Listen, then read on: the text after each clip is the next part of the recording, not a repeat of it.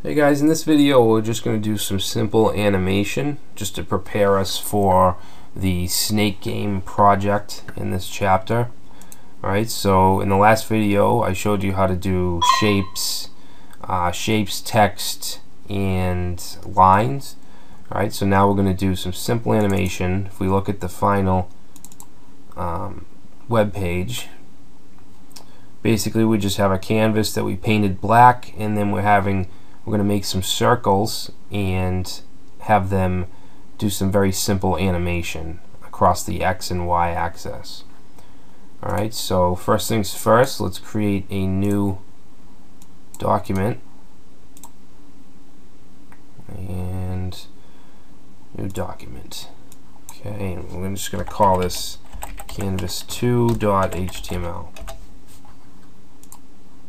I'm going to open that with Notepad++, paste in our standard structure, and we're basically going to do the same kind of thing here. We're going to have, actually let's create our canvas first. So canvas, and we'll give this an ID of my canvas. And we'll set a width of 600. Whoop, we have to use equals here. Whoop, 600, and then a height of 400. And that's good. Alright, so again, if someone doesn't have a browser that enables Canvas or allows Canvas, we'll just give them a paragraph.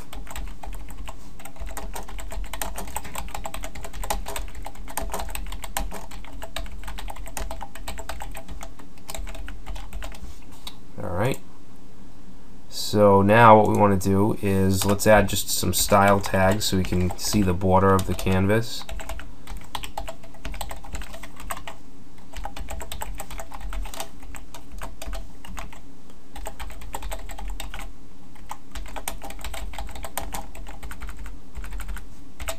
Alright, let's check it out.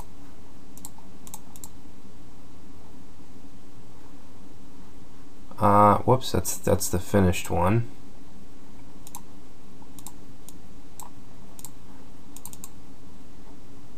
Alright, so there's our canvas. Now let's create our initializer. So we want script tags, and we want a function. Actually, first that's good. Let's do the function, and that's going to be called init. Alright, and then in here we're going to set, actually above the function, we're going to create our variables. So variable C and variable CTX.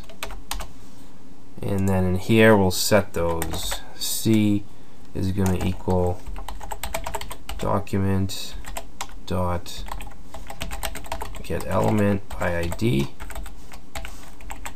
and the ID is my canvas, and then of course we need our context variable,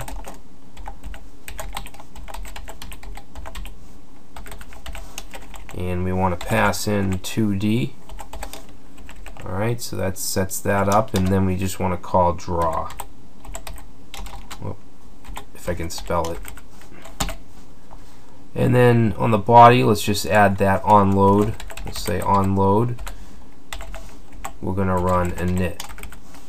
Alright.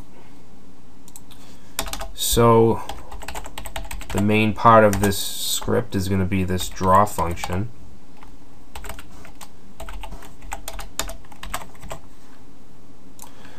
Now what we want to do here is we want to create two variables. One is going to be for the X position and one for the Y position. Alright, so we're going to say variable position X is going to be equal to 0. Position Y also equal to 0. Alright, and then we want to run this set interval function. Okay, so we're going to say set interval, and basically that's going to take a callback function or a self-calling function, and then in there is where we can put what we want to happen after every interval, kind of like a loop. Alright, so the first thing we want to do is have these positions increment, and we're going to increment them by 1.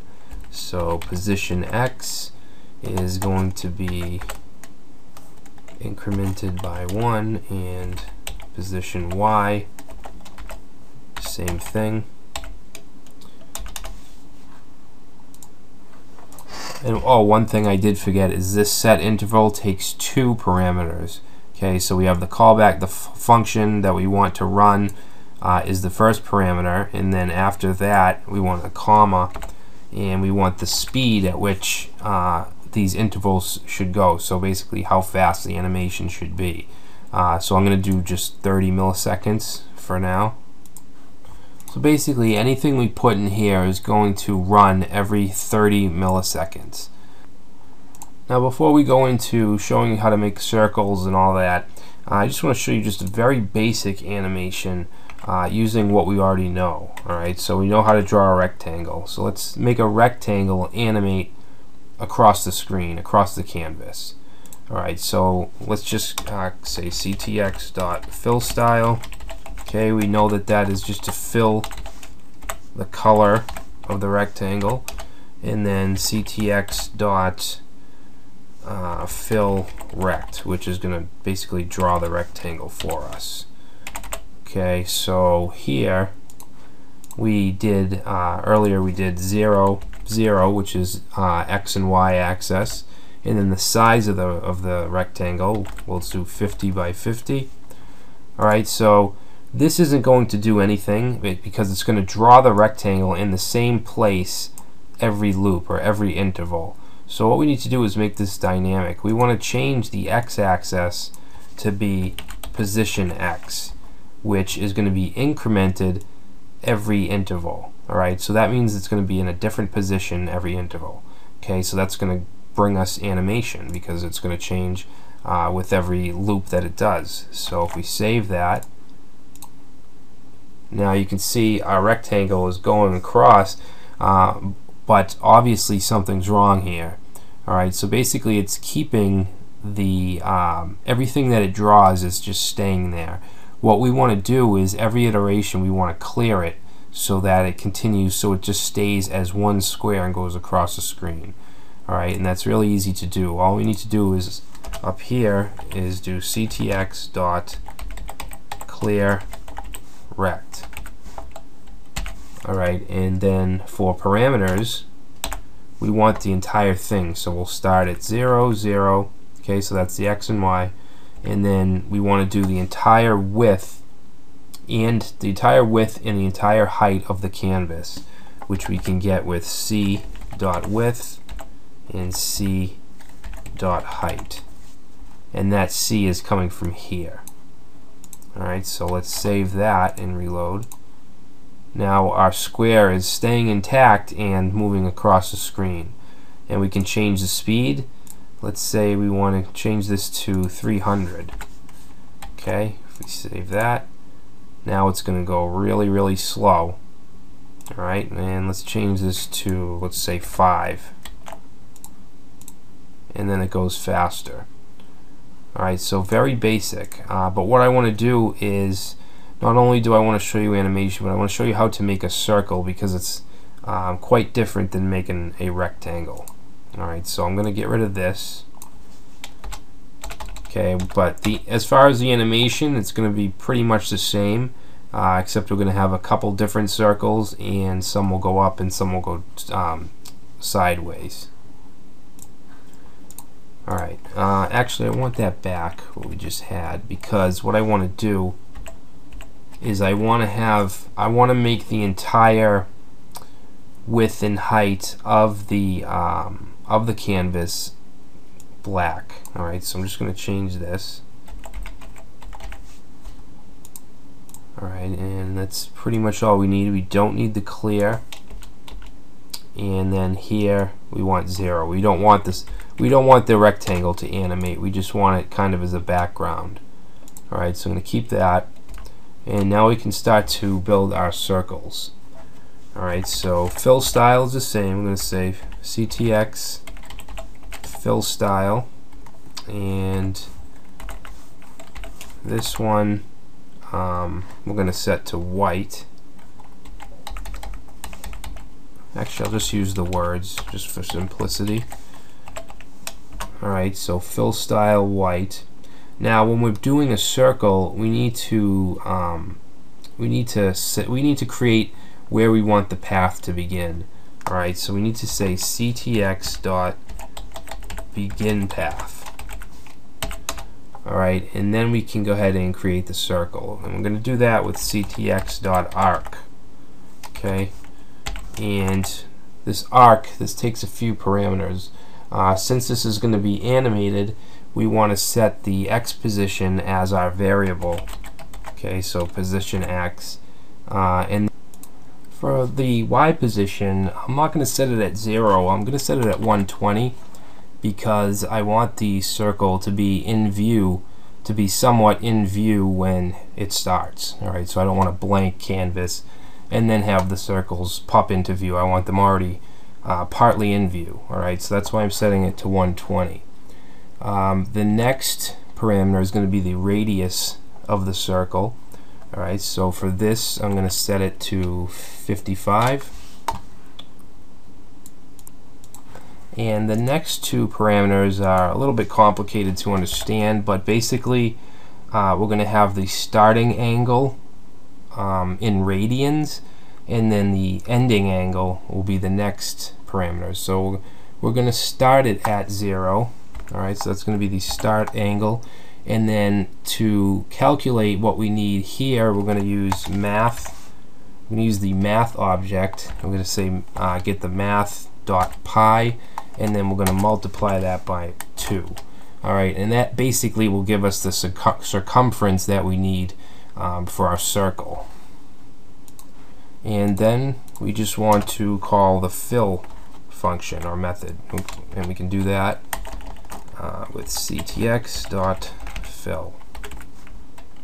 Alright, and that should give us one circle, one white circle that will pretty much animate across the screen. So let's save this, and something's not right here.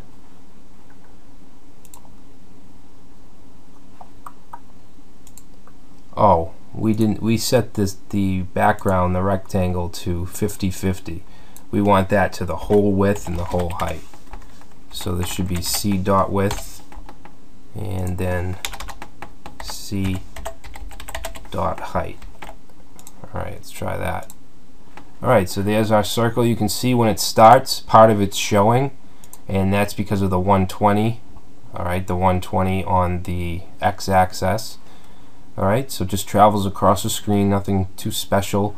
Let's just create a couple more. Alright, so basically we can just copy what we have here, and let's just create 2 more. Alright, so for the second one, let's make it red. Alright, so we'll make that red, and then let's see, let's make it 150. So 150 pixels of it will show. Actually, wait a minute. You know what I want to do is replace this position X with a solid, with a static number, 150, and then the Y-axis variable I want to set to position Y. And what that'll do is make it come from the top down. Alright, and then let's make this a little bit bigger. Let's say 78. The rest can stay the same. And then this circle, let's make it blue. And we'll have this going down as well. So let's trade this in. Let's change this to 350. And this will be the position Y variable. And change the size to 38. Okay. Alright, so there's our circles. Alright, and if we change the speed, let's say we want to change this to 5 or 4, and it goes much faster. Alright, so that's very simple animation. Now we'll start our project, our chapter project, which will be a snake game.